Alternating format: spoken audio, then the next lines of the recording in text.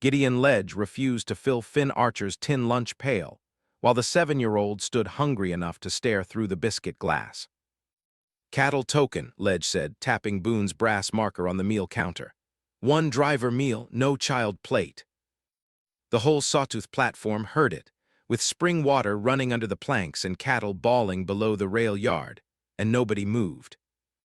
Boone had carried that pail empty for 4 years because his dead wife had packed the last meal that ever went into it.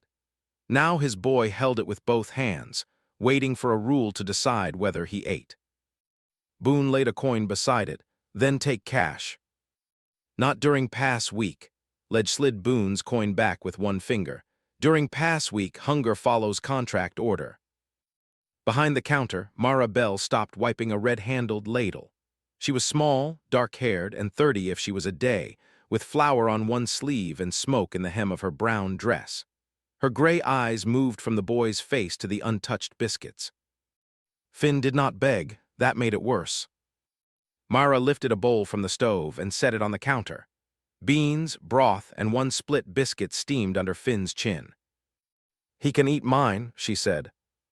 A teamster looked at the bowl, then at Ledge, and suddenly found his boots interesting. Tessa Bell kept stacking cups faster than any clean cup needed. Ledge's face hardened. "That stew belongs to contract men." "Then take it from my wages." "Your wages are already short." "Then make them shorter." Finn looked at Boone before touching the spoon. Boone gave one small nod. The boy ate like he was trying not to show how badly he needed it. Ledge slapped his palm on the counter hard enough to rattle the plates. "Mara Bell, you are done in this kitchen." Mara did not flinch. "For feeding a child." "For stealing stock." The station men turned their faces away. 2 teamsters looked anywhere but the bowl. At the far end of the counter, Tessa Bell, Mara's sister-in-law, stacked the last clean cup and still kept her eyes down. Boone watched all of them. He watched Ledge reach under the counter and drag out a small wage envelope with Mara's name on it. Ledge tore it open, counted nothing out, and dropped the empty paper beside the stove like that settled the matter. Boone watched Mara's hands close once, then open. "You will not pay her?" Boone asked. Ledge smiled without warmth. "She can take it up with the board after pass week." Boone set $2 silver on the counter, beside Finn's empty bowl. "What do you charge for trail cooking, Mrs. Bell?" Mara turned toward him. Suspicion came first. It should have. A woman fired in front of strangers had no reason to trust the next man who spoke soft. "I charge for work," she said, "not charity." "Good, I have cattle held for the upper pass, a boy who eats better when a cook knows what she is doing, and men who will be hungry by sundown. I pay day wages in front of witnesses." Ledge gave a short laugh. "You hire her, Archer, and every man on this platform will know you took a thief to your wagon." Boone picked up Finn's tin pail and handed it to his son. "Every man on this platform just saw who fed a hungry child, and who tried not to." Nobody clapped, nobody cheered, but 3 men looked at Mara now instead of looking away. Mara pulled off her stained apron, folded it once, and laid it beside the stove. Tessa whispered her name, too late to be brave. "No," Mara said, not loud but clean. "You chose your side while the bowl was still hot." Outside, the wind came down from Sawtooth Pass smelling of wet pine and thawing snow. Boone walked beside Mara to the wagon yard, not ahead of her and not close enough to claim anything. Finn trailed behind, carrying the pail against his chest. At the Bar A wagon, Boone took out a slate and wrote, in a slow rancher's hand large enough for every man at the rail to read, "Mara Bell, pass cook, $2 a day plus board. No station claim." Mara read it, then read it again. "That much. Pass week pays hard. And when Ledge tells the station not to sell to me. Then I buy the flour while my name is still clean." She looked up at that. "Your name can get dirty standing near mine." Boone tied the slate to the wagon rail where his drovers could see it. "Names wash. Hungry boys remember." It was not a sweet thing to say. That was why she trusted it more than comfort. Finn stood by the wagon tongue, watching the red-handled ladle in Mara's grip. Can you make beans not taste burned? Myra's mouth softened. I can make them taste like somebody waited long enough. Boone looked away then, because the pail in Finn's hand had suddenly become heavier than iron. They climbed toward Sawtooth Pass with 32 cattle, 6 hired men, 1 quiet child, and a cook Ledge had called a thief before the coffee cooled. Mud dragged at the wheels. Snow still lay in blue patches under the pines. By late afternoon, Myra had a fire going below the first shelf road and a red pot hung over it. She did not take command like a schoolmaster. She took command like hunger had rules and she knew them. She sent one man for clean water above the cattle crossing. She made another scrape mud off the Dutch oven. She used onions from Boone's crate, beans from his sack, and salt she measured into her palm as if each grain owed her an answer. Ledge's freight wagon passed them near dusk, climbing for the upper crew with 3 blue-painted barrels roped in back. "Station stock," one of Boone's drovers muttered. "Lucky men up top." Myra watched the wagon go, her nose wrinkled once. "Those barrels sat too near heat," she said. "You can smell that from here?" Boone asked. "I worked beside them all winter." She said no more, but Boone saw the thought stay with her. At supper, Finn ate 1 bowl, then another half bowl he pretended not to want. Myra filled the tin pail last, not first, and only after she had fed every hand. Boone noticed. Finn noticed too. "Ma used to put apple peel in beans," the boy said. The camp went quiet in the quick, awkward way grown men do when a child opens a grave without meaning to. Myra did not ask about his mother. She only shaved 2 apple curls thin enough to disappear into the beans, the way grief sometimes needed to. Then she knew what she was about. Finn looked into the bowl for a long moment, then he ate. Boone turned toward the dark pass and let the firelight stay off his face. The next morning proved Myra was not just kind with a pot. Kindness could feed one child. Skill could move a whole outfit. She woke before the men and set coffee to boil in a dented pan Boone thought was past use. She cut yesterday's biscuits into a skillet, fried them with onion, and made a breakfast that put the drovers on their feet without complaint. When one man reached for a second helping before Finn had eaten, Myra tapped his knuckles with the wooden spoon.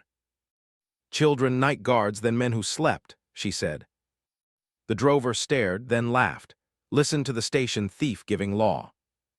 Boone's hand tightened around his cup. Myra did not look at Boone for rescue. She looked at the drover until his grin thinned. "No," she said. "Listen to the cook keeping you from fainting on a mud grade." 2 other hands chuckled at him then, not at her. The man took his place at the back of the line. Finn watched all of it with open admiration. Boone watched Finn watching. Since his mother died, the boy had studied adults the way a trapped thing studies weather. He knew which voices meant doors closing. He knew which smiles had hooks under them. That morning, he saw Myra correct a grown man and still hand him breakfast after. It mattered more than sweetness would have. When the plates were washed, Boone found Myra counting sacks in the wagon. "You make rules fast," he said. "Hungry men need rules faster than full men." "You were married to a cook." Her hands paused only a moment. "To a brakeman, Caleb Bell. He died under a coupling bar 3 winters back. His brother owned debts. His sister owned opinions. Tessa and I worked Ledge's kitchen because he bought both." Boone leaned one shoulder against the wagon. "And you stayed." A widow with no land does not leave a wage because the stove is mean. It was the first piece of herself she had given him that was not forced by trouble. Boone accepted it carefully. "My wife was Annie," he said. "Fever took her before Finn turned 4. After that, people brought pies until they noticed I was still sad after eating them." Myra tied the flour sack closed. "Food does not cure grief." "No, but it can keep grief from doing the cooking." Boone looked at her then. Her face held no pity, only knowledge. He could stand under that. By noon the next day, Sawtooth Pass reminded every person on that road that spring was not mercy. A shelf of mud let go above the third bend. Rock and pine roots rolled across the wagon track. No one was crushed, but the cattle jammed below the slide, and the upper bridge crew was trapped with Ledge's blue barrels and no way down. Boone sent 2 riders back for shovels. Ledge arrived before they returned, sitting high on a bay horse, his coat too clean for the pass. He carried a folded paper. "Archer," he called, "you have stolen contract labor in your camp." Myra stood beside the red pot with flour on both hands. Ledge opened the paper. "Complaint says Mara Bell took station food, station coffee, and station cash before leaving. Signed by kitchen witness Tessa Bell." Boone looked at Mara. She had gone pale but not weak. Myra looked once toward the lower road as if Tessa might appear and unsay it. No one came. "Tessa signed that?" he asked. "Tessa likes keeping a roof," Ledge said. Myra wiped her hands on a cloth. "Tessa likes being afraid."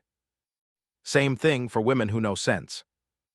Boone stepped forward, but Myra lifted one hand, not to hide behind him, to stop him. "You want me gone before the board riders come," she said to Ledge. "I want my property returned." "Your property is sour beans in blue barrels." Ledge's eyes sharpened. That was the first moment Boone understood Myra was not guessing. Ledge pointed toward the lower road. "Send her down, Archer. Keep your cattle contract clean." The men looked at Boone, so did Finn. Boone thought of the cattle, the road, the board, the winter debt waiting at the bank. Then he thought of his son holding a tin pail while a man explained why rules mattered more than hunger. "My wagon keeps the cook named on its slate," Boone said. Ledge's smile thinned. "Then your losses are yours." He rode upward, toward the trapped crews, and the blue barrels went with him. That evening, Mara found Tessa at the abandoned toll shed where the down road bent toward the station. Tessa had come with a mule cart of extra cups, sent by Ledge to make his story look busy and honest. Myra blocked the doorway. "You signed it." Tessa's face crumpled, then hardened because crumpling did not feed a widow. "He said he would give the kitchen to me proper. No more half wages, no more sleeping by the woodbox." "So you sold my name." "You were already leaving." "I was fired." "Because you never learned to keep your head down." Mara looked past her to the cart. A sour smell came from one covered crock. She lifted the cloth. Blue barrel beans, gray at the edges, slick in a way beans should not be.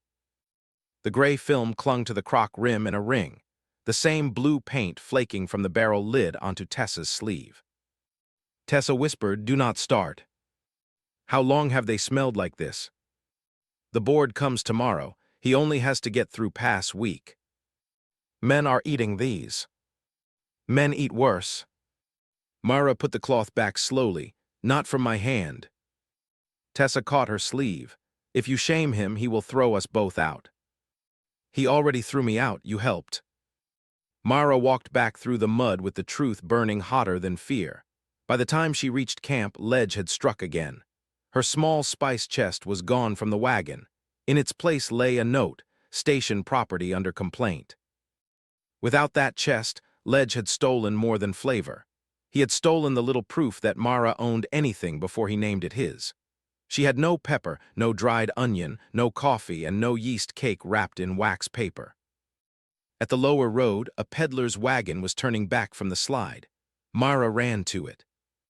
Boone found her there, counting coins into the peddler's hand. "That your train fare?" he asked. "Was." She took flour, salt, dried apples, and a sack of clean beans. "Myra." "Men above us ate from those blue barrels. By morning they will need food that does not punish them twice." "I can pay." "You already paid wages. This is my name I am buying back." The peddler rolled away with her last chance at an easy exit. Mara stood in the road holding the flour sack against her hip. Boone wanted to tell her she did not have to prove anything, but she did, not because Ledge deserved answer, because a lie left alone grows teeth. That night, rain tapped the canvas. Finn woke from a bad dream and found Mara kneading dough by lantern light. "Are you leaving?" he asked. She kept her hands moving. "Not before breakfast." "After breakfast." Boone sat up, ready to call the boy back, but Mara answered first. "After breakfast depends on whether the pass still needs a cook." Finn considered that. I think it does. Then I suppose I will be busy. He brought the tin pail and set it beside her flour board. For morning, he said. Boone saw what Finn had done. The boy had not handed Mara a thing, he had handed her trust. Mara looked at Boone then, not asking permission, measuring whether he understood what his boy had given her. Boone nodded once, morning then. Near dawn, a rider came sliding down the upper trail with mud to his knees and fear in his mouth. The bridge crew was sick. So were two freight hands and one of Boone's drovers who had gone up to help. Stomach cramps, shaking legs, no strength to clear the slide. Ledge was telling everyone Mara's cooking had poisoned both camps. By full light, the lower pass became a place of hungry anger. Men stumbled down from the slide, gray-faced and bent. Others stayed upright and confused, swearing they felt fine. The contract board riders arrived from the station in black slickers. Tessa came behind them, carrying Ledge's account book like a shield. Ledge stood on a crate beside the blue barrels. "There she is," he called when Mara stepped forward. "The fired cook. She fed you from stolen stock and now men are sick." A few eyes turned toward her. Hunger made people quick to blame. Pain made them quicker. Mara lifted the red-handled ladle. "Anyone too sick to stand, sit by Boone Archer's wagon. Anyone who ate from my red pot last night, stand on the left. Anyone who ate from the blue station barrel, stand on the right." Ledge laughed. "You do not command my meal line." A weak bridge man doubled over near the crate. Mara moved before anyone else did, caught his arm, and lowered him to a sack. "No," she said, "hunger commands it." Boone stepped beside the wagon, not in front of her. Finn stood on the wheel hub with the tin pail under one arm. "I ate red pot," Finn said. One of Boone's drovers raised a hand. "Red pot, I am fine." "Red pot," said another. The bridge foreman, sweating under his hat, pointed at the blue barrels. "We ate station beans up top." "Blue," muttered a freight hand from the ground. "Blue," said another. Men shifted slowly at first, then faster. The well men gathered by the red pot. The sick men bent near the blue barrels, and the pattern stood between them like a fence. Mara moved through them with water first, then broth. She fed the sick men small, plain spoonfuls and made the well men carry stones from the slide while they waited. She did not shout. She did not beg anyone to believe her. She made the work sort the truth where all could see it. Ledge jumped down from the crate. "They are confused." Mara turned to the board riders. "Ask them while they can answer." The oldest rider, a woman named Mrs. Vale who held 3 pass contracts and smiled at none of them, pointed her pencil at the men. "Name your food source." "Blue barrel." "Blue." "Station beans." "Red pot and I am standing." "Red." "Blue." The pattern formed in the open air, plain as hoofprints in mud. Ledge's face changed from anger to calculation. "She touched both stores," he said.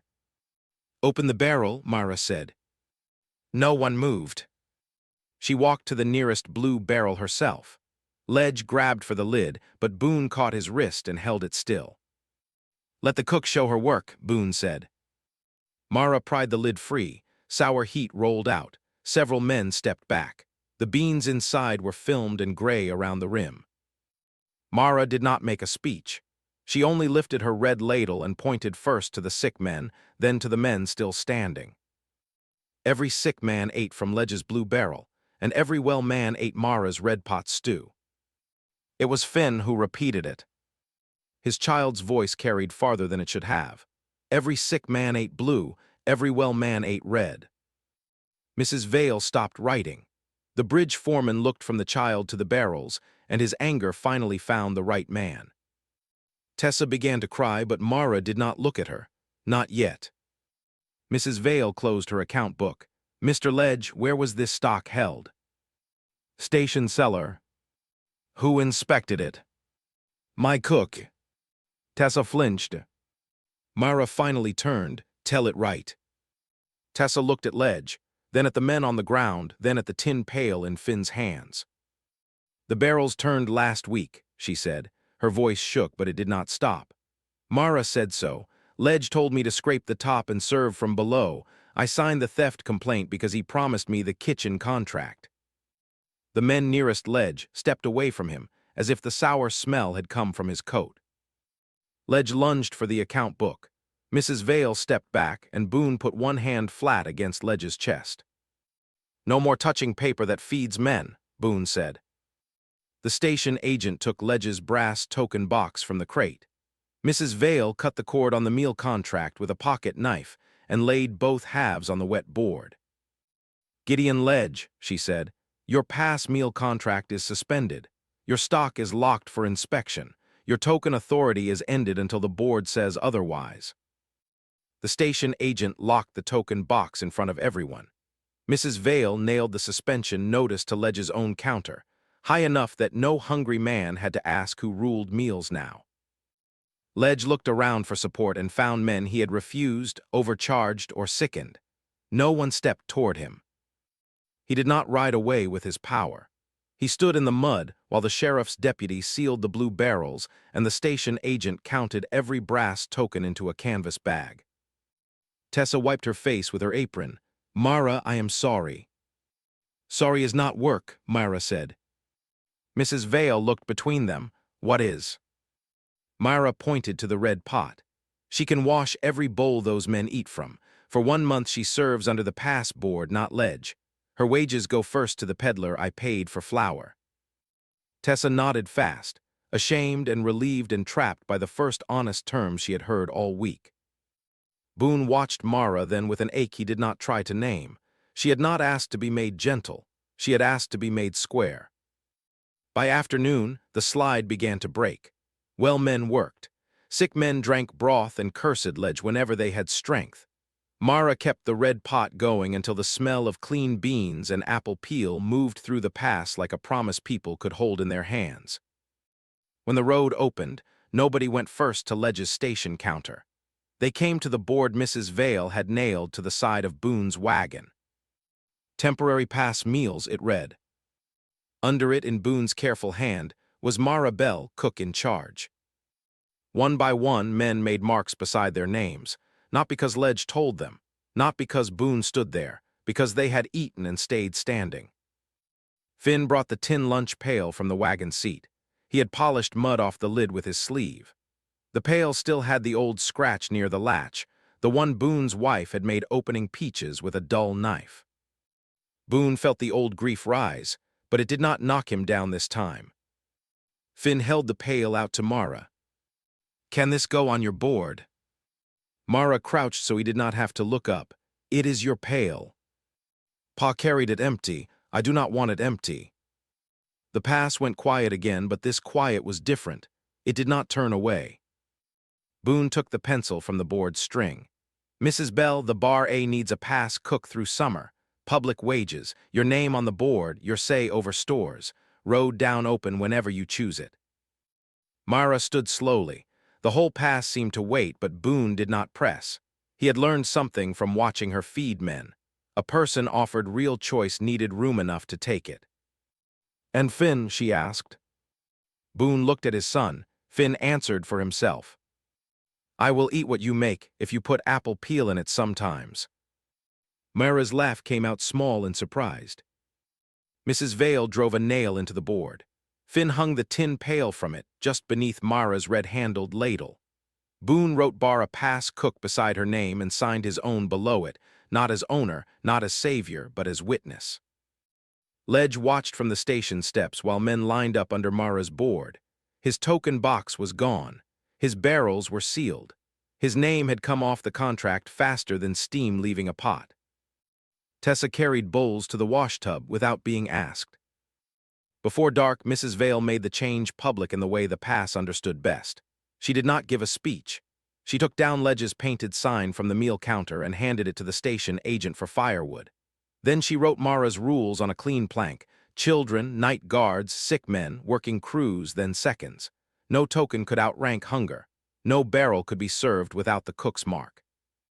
Men who had laughed at Mara that morning read the plank twice and stepped into line without being told. One of them, the same drover whose knuckles she had tapped, removed his hat. "Cook," he said, "I was wrong." Mara handed him a bowl. "Then be useful and carry water." He went. Boone saw Tessa look up from the washtub, startled by a kind of authority that did not need to humiliate in order to hold. Mara saw it too, but she let her sister-in-law keep washing. Repair, like beans, needed time under heat. At sundown, Mara lifted the red ladle from its nail. She filled Finn's tin pail with beans, broth, and 2 curls of dried apple. Boone stood beside the wagon, waiting until she looked at him and nodded. Only then did he take his own bowl from her hand. The same pail that had crossed the pass empty for 4 years now hung beneath her ladle, full enough to carry home. The pail did not leave Sawtooth Pass empty again.